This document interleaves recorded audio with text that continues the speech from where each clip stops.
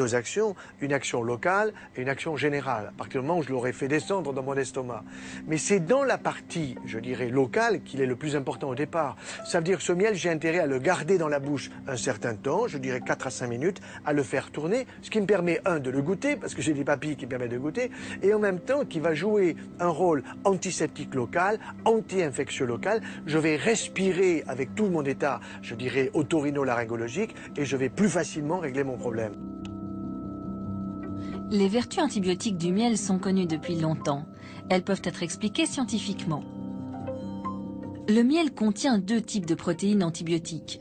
D'une part, les inhibines, qui freinent la reproduction des bactéries. Et d'autre part, les défensines, qui stimulent le système immunitaire. Les abeilles produisent ces protéines dans leur corps et les ajoutent au miel pour les transmettre aux larves qu'elles nourrissent.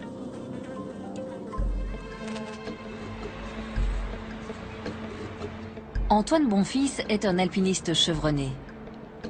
S'il peut marcher normalement aujourd'hui, c'est aussi grâce au miel. Bonjour Alex. Ça va bien? Ouais, bah alors qu'est-ce que tu fais aujourd'hui? Oh, ça grimpe. Ouais, là, il y a pas mal de... Il y a quelques mois, il partait pour une expédition dans l'Himalaya. J'étais parti faire l'Everest pour les besoins d'une émission télé. Et en arrivant au col sud, on a pris une avalanche.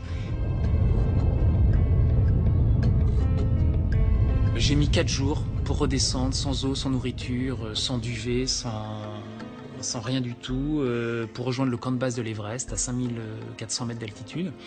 Et quand je suis arrivé au camp de base de l'Everest, mes pieds avaient gelé entre-temps. Les chirurgiens n'avaient pas d'autre choix que de m'amputer ses orteils, qui étaient en train de nécroser, et puis qui risquaient de se transformer en septicémie si on n'intervenait pas rapidement. Et j'avais demandé à mon chirurgien d'amputer à ras des nécroses. Donc je lui avais demandé de me conserver le maximum d'appui. L'opération a lieu, mais il y a des complications. Il faut couper encore plus haut. Quand je lui ai demandé combien de centimètres on va m'enlever, elle était incapable de me répondre. C'était peut-être 2 cm, peut-être 3, peut-être 4, elle ne savait pas elle-même. Et pour moi, il n'était pas question de me faire amputer plus que ce qui était nécessaire. Antoine entend parler des vertus cicatrisantes du miel. N'ayant rien à perdre, il décide d'y avoir recours. Donc j'ai reçu un pot d'1 kilo et le protocole c'est très simple. Il suffisait de prendre du miel avec une cuillère et de tartiner la compresse, le tulle ou la gélonette, enfin peu importe, comme une biscotte et d'appliquer le tout sur la plaie directement, sans rien faire d'autre. Et puis ensuite de remettre du bandage, d'enrubanner tout ça. Et on a ouvert, on a regardé 2 jours après. C'était incroyable. C'est incroyable. J'avais jamais vu ça de ma vie, j'en revenais pas. Ça ne collait plus. Le miel ne collait absolument pas à la plaie, il avait complètement disparu. La plaie avait bu tout le miel, il ne restait rien du tout. On avait à peine fini d'enlever la première bande que tout le capuchon est venu en même temps, sans coller, sans rien du tout, sans aucune douleur. Du jour au lendemain, on a arrêté la morphine. Comment ça se passe?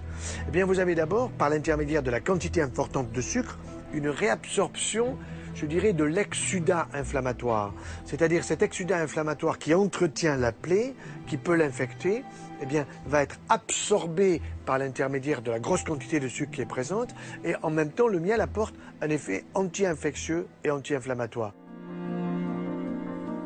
Antoine a continué les applications de miel pendant plusieurs semaines.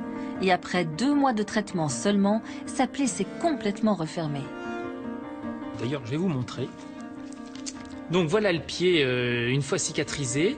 Si on n'avait pas fait cette cicatrisation dirigée par le miel, la chirurgienne avait prévu de m'amputer 2-3 cm de plus pour pouvoir venir refermer le moignon. Et on a bien fait de conserver ce moignon comme ça, parce que chaque centimètre que j'ai pu garder, notamment la tête des métatarses qui n'ont pas été coupés, me permet tous les jours de remarcher et même de recourir. Et en fait, ces petits appuis, ces quelques centimètres d'appui supplémentaires changent tout dans la vie.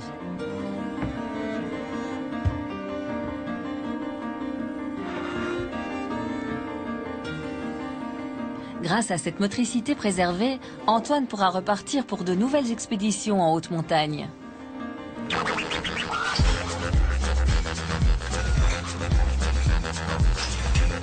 Antibiotique, antiseptique, antidouleur. Le miel semble avoir d'innombrables vertus. Encore faut-il pouvoir préserver les propriétés du miel tout au long de la chaîne de fabrication. Ah ben voilà un beau rayon bien plein. Voilà. Le miel est stocké dans des cellules et protégé par une fine couche de cire. Dans la miellerie d'Alain, cette couche est découpée de façon automatique. Puis, les cadres sont insérés dans une énorme centrifugeuse qui va extraire le miel des cellules. Mais il faut prendre quelques précautions. On va faire attention de ne pas extraire trop vite pour que la goutte de miel, quand elle va sortir du rayon, il faut qu'elle vienne et qu'elle se pose sur la paroi. Si on va trop vite, la goutte, elle va venir, elle va éclater sur la paroi et on va perdre les arômes.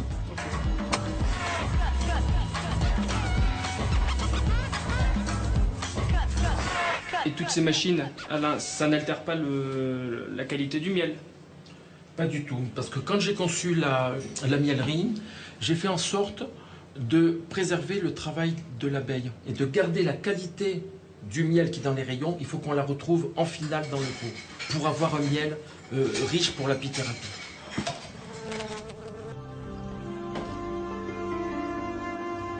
Parmi les applications du miel, certains prétendent aussi qu'il a des vertus cosmétiques. Versé directement sur la peau, il est proposé en massage de bien-être. En fait, c'est vraiment un système de ventouse, le miel. Donc, mes mains, en dessous de la paume de ma main, j'ai, je vais dire, une aspiration. Mes mains sont en ventouse et le miel augmente cet effet.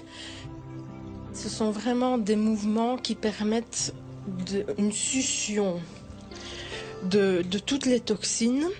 Donc c'est très important et le miel est vraiment le produit idéal.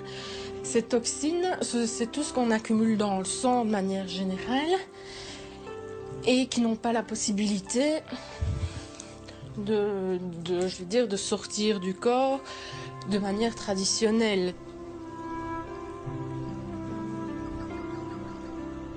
Alors, comment te sens-tu après ce premier massage au miel? C'est surprenant, c'est agréable quand même, malgré la tonicité du massage. C'est chaud, mais c'est bien, c'est vraiment étonnant.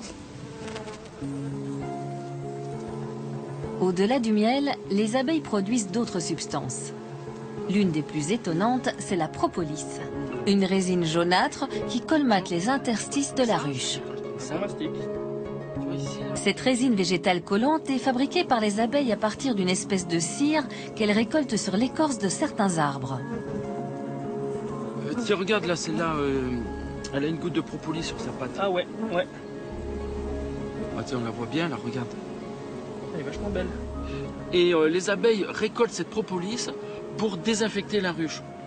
Et grâce à cette propolis, on a un milieu aussi stérile que dans un bloc opératoire. D'accord, on évite les maladies dans la ruche. On évite les maladies dans la ruche, exactement.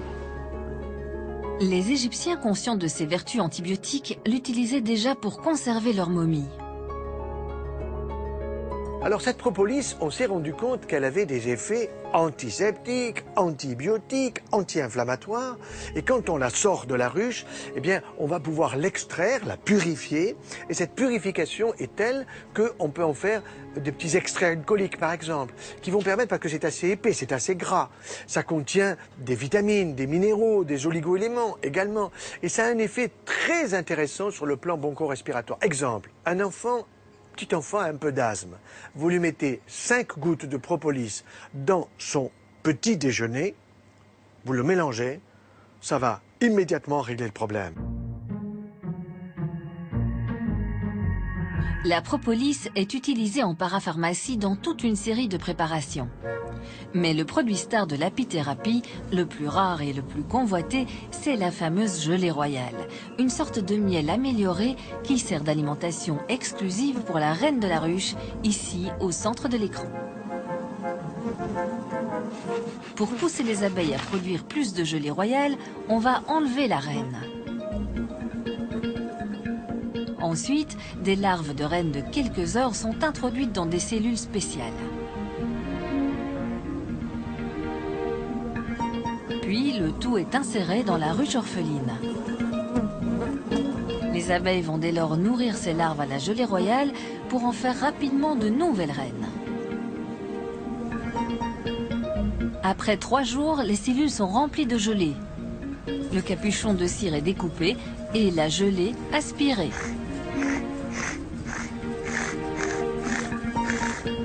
C'est une succession d'opérations délicates qui rendent la gelée royale coûteuse mais précieuse, car elle contient une protéine très particulière, la royale actine. Et cette royale actine est un facteur de croissance qui permet 1500 fois plus d'augmentation du volume de la larve de l'abeille reine par rapport aux autres, mais qui chez nous les humains a un effet positif pour notre santé. Parce qu'il y a là certainement, en plus des facteurs de croissance, des éléments vitaminiques que l'on connaît, B1, B2, B3, B6, B12, toutes les vitamines du groupe B, il y en a une douzaine, qui sont utiles pour notre système nerveux. Donc si j'étais une personne âgée qui craint d'avoir un Alzheimer parce que dans la famille ceci, dans la famille cela, parce que j'ai l'impression que je perds, je ne sais plus bien où sont les clés de ma voiture, je ne sais plus ceci ou cela, à ce moment-là, je me mettrai à la gelée royale, mais d'une manière régulière, pas simplement un jour par semaine, tous les jours. Sans garantie de résultat, car ne l'oublions pas, la gelée royale est un complément alimentaire, en aucun cas un médicament.